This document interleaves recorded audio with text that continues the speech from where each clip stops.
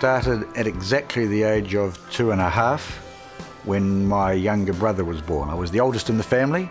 When my brother David came home, I was apparently stuttering within minutes of him being in the home, and it hasn't stopped since.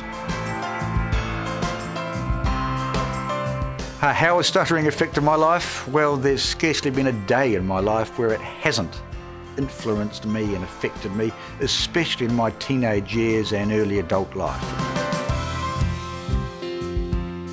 Always, I guess, dreamed, had a commitment thinking one day maybe I could be a court lawyer. And that firm paid for me to go to a 3-week semi-residential course where I learnt how to control my stutter. I learnt it could never be eliminated, but it could be controlled.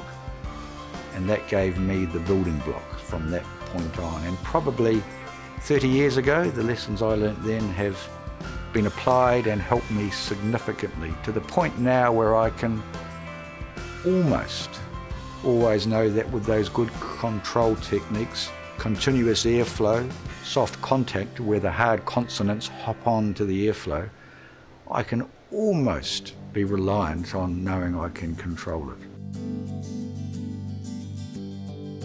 There was a boy in Christchurch who stuttered, and they asked me to come down to meet him, and when he realised I stuttered, and I didn't even, there were some words that I really blocked on without meaning to, he started to cry.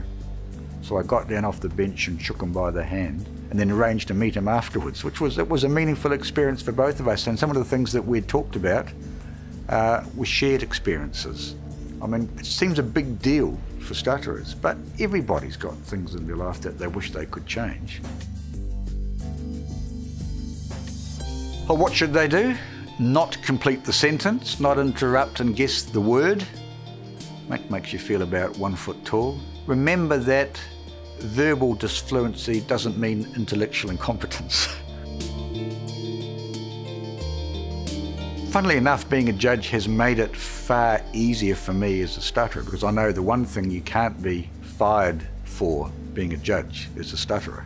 I must say though, the night before I was sworn in as a judge, I had this recurring nightmare, which was I could imagine sentencing somebody, and at the end of the sentencing remarks concluding by saying, now for these reasons, sir, I'm sentencing you to imprisonment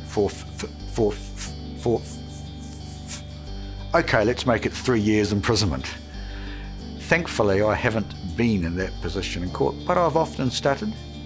But judges are human like anyone else, and I guess that's a good way of making that plain.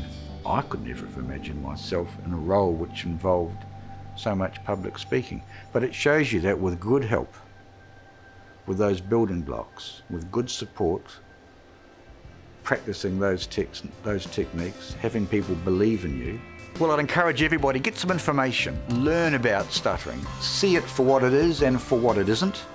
Go to the website, it's a good start, www.stuttering.co.nz.